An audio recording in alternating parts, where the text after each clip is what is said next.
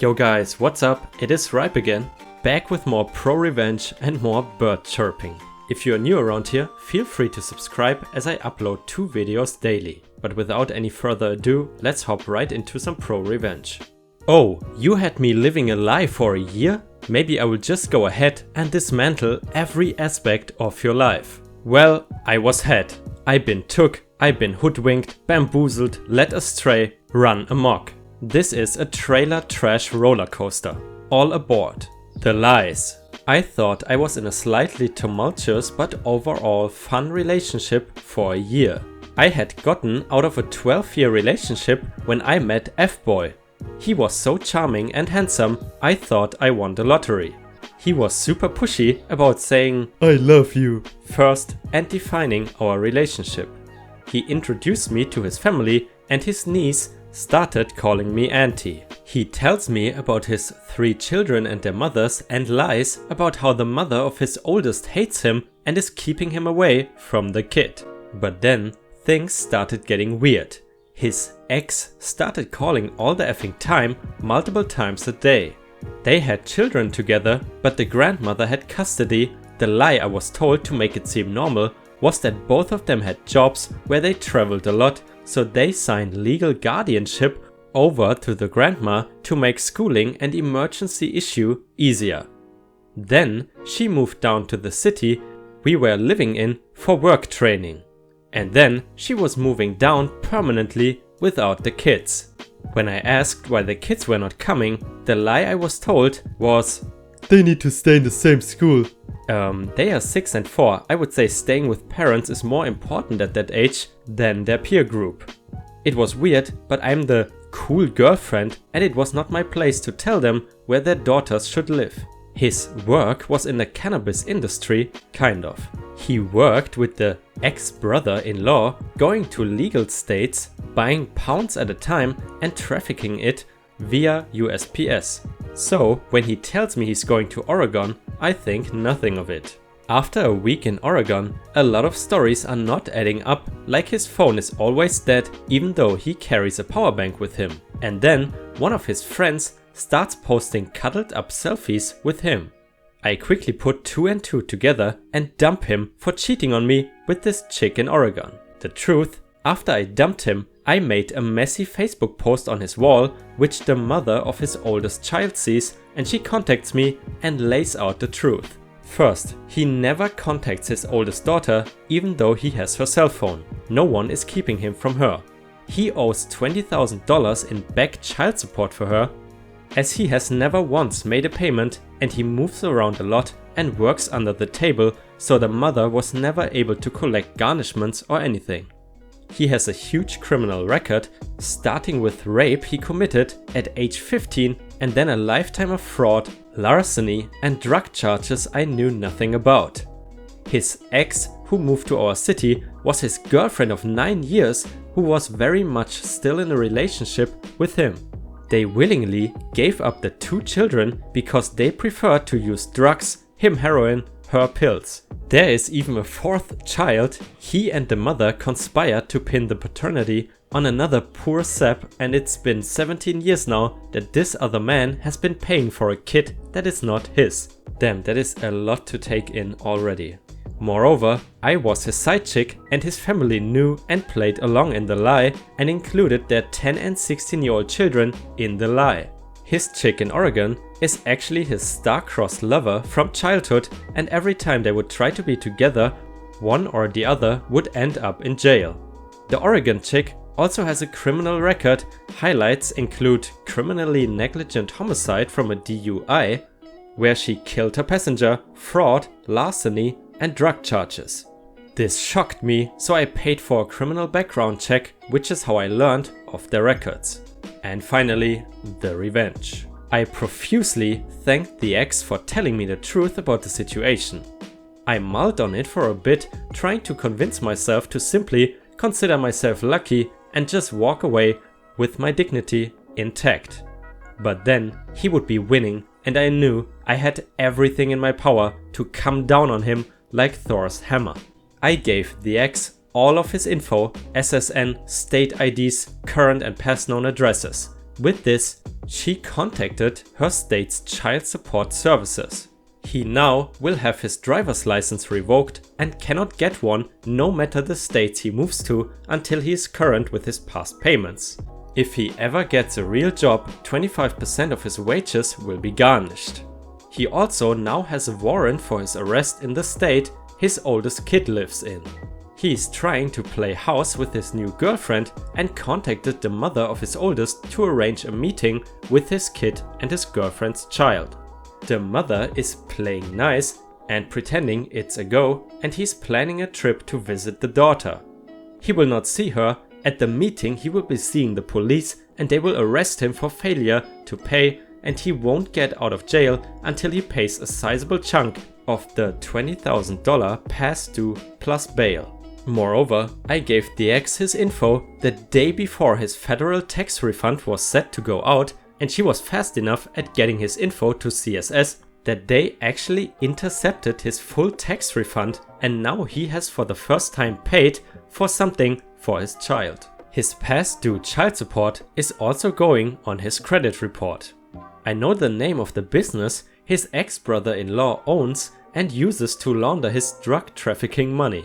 I dropped a dime to the IRS, so he's losing his only steady income soon and cannot get a job at Walmart due to his criminal record. And if he does manage to find someone that hires him without criminal background checks, he will lose a quarter of his paychecks. I told this story to two of my hacker friends, and they got into contact with hackers more talented than themselves and are now going to take care of a few more things for me, like finding the guy who was conned into paying for a kit that is not his. Unfortunately, from what I can tell, there's no update to this post, because understandably some people were concerned in the comments that this douchebag might see the Reddit post if it goes viral and might not show up to that meeting. But anyway, let's continue to the next story. How my dad got revenge on a teacher who bullied me. When I was in 8th grade, I tried out for a spot on the drill team. For those unfamiliar with that, it's the group that dances alongside the marching band, and we were separate from the cheerleaders. Think the Rockettes, but awkward.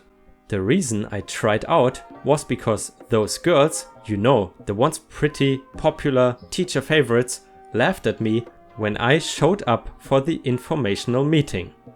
They said I wasn't right for it and I did not belong. It made me more determined to learn the routines and become a little more fit so I could do them. I was flexible as much as a 14-year-old could be, but at home I practiced and stretched and showed up for the rehearsals and tryouts. Only a couple of decent girls would not act like I was poison in the line when we had to link our arms. I passed tryouts because I could do the routine. My dad, who owned his own business doing car repair, was not rich, but he managed to pay for my camp fees and uniforms. He dropped me off each morning of summer camp on his way to work. There we learned the routines we would be performing at pep rallies and football games. We had to stand out in the sweltering Louisiana heat and humidity in August and stand in position for minutes at a time. Any move and you had to do kicks. This was a version of push-ups or having to run laps where you stood and did sets of 25 kicks for each infraction. So I ended up with blisters on my upper arms from the sun. Oh, and let me tell you about the sponsor, the teacher in charge.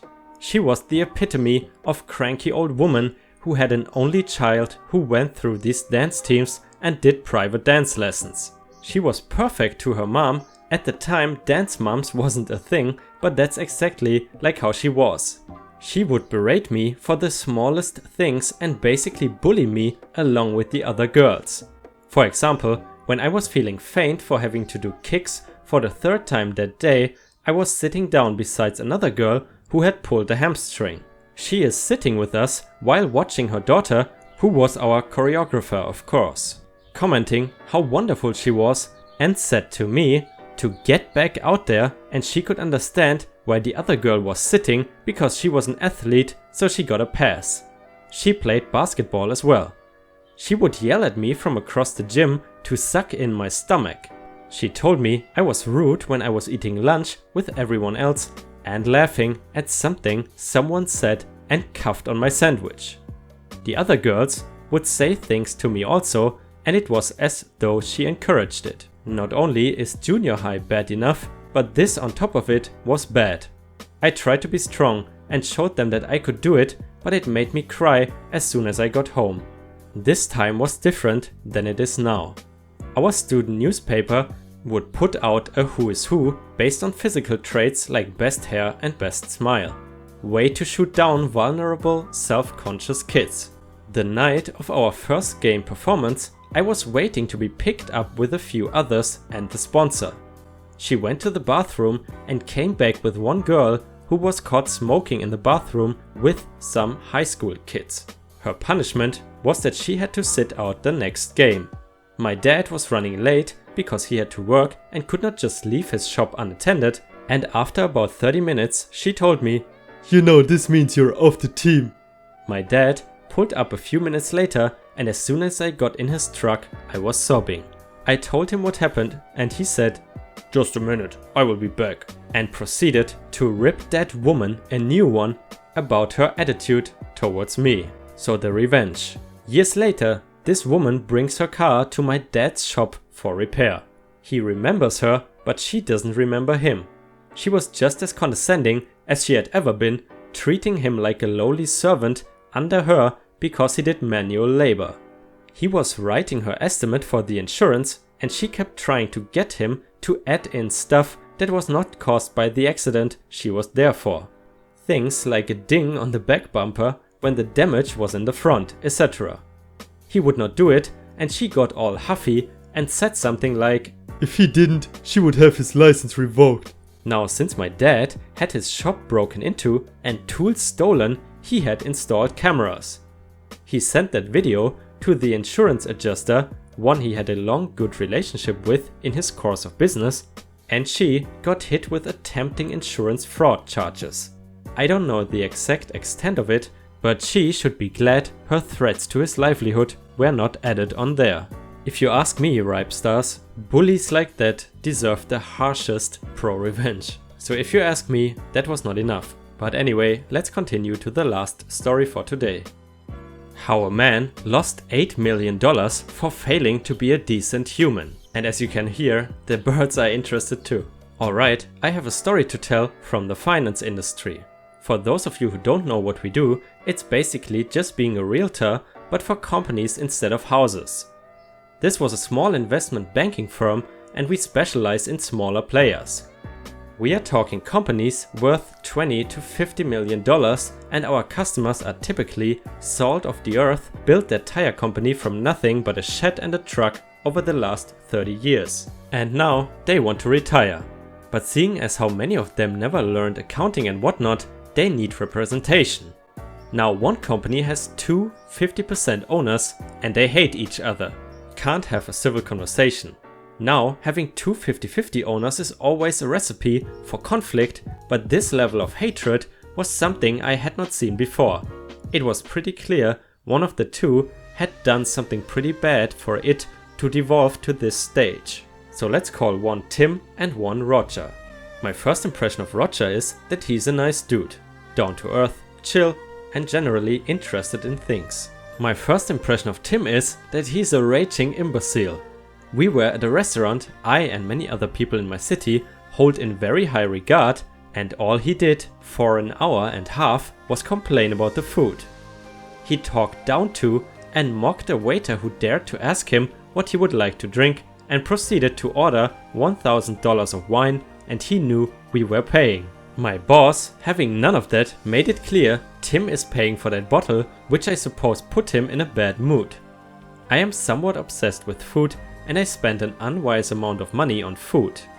I can sing you all the instrumental parts in the opening to Heston Blumenthal's cooking show. We are here on my recommendation and I love this damn restaurant. And I am on first name terms with that waiter. The man starts talking down to me about my taste after I order and says kids these days have no palate and that I should not be eating eggs. Oh, and also, apparently, donating to vaccine charities is a waste of money and I am some sort of idiot for doing so. So to be short, I don't like the guy, but not liking the guy is not really a reason to seek revenge. However, after talking to Roger, we find out why they hate each other. You see, Tim had been stealing money from his employees and the company. It turns out employees started getting random checks bounced and the company's lines of credit kept drying up. All because Tim had been making some rather extravagant purchases on the company dime. He had adjusted employee payroll downwards and increased his own. He had used capital expenditures to build himself a house. Apparently, his continued justification is that none of what he did was illegal, which is technically true, but he had helped grow the company, I suppose, and that he deserved more, but not his business partner. Roger ended up comping employees out of his own pocket and Tim refused to pay back a dime. So at this point, the deal talks are going nowhere. As in, Tim and Roger just cannot stand to communicate with each other at all. But my boss, he hatches an idea. Why don't we just buy one of them out? We know how much the company is worth in the wider market. We will just see if either is willing to take some cash up front for their share of the equity. I make models all day, so I know how much this company is worth. It's worth about $24 million and Tim's stake is therefore worth $12 million, which is complex, I know. And guess whose stake I suggest we buy? Tim's, of course. How much do I suggest we offer? $4 million. Now, to be clear, this type of thing has a downside, but Tim's reputation in his industry is not good. In fact, after some canvassing, it turns out that most people know this company through Roger and don't like to deal with Tim. It turns out, being a thieving a-hole is something one simply cannot turn off. The boss says okay, and he will send an offer letter and NDA agreement, etc. Tim bites for $6 million and we sold the company 6 weeks later for $28 million total. F you, Tim. That was all the ProRevenge content I have for you guys today. If you enjoyed the content, please consider to also watch my other videos as I upload 2 videos daily. I hope you have a great day and I see you tomorrow or later today.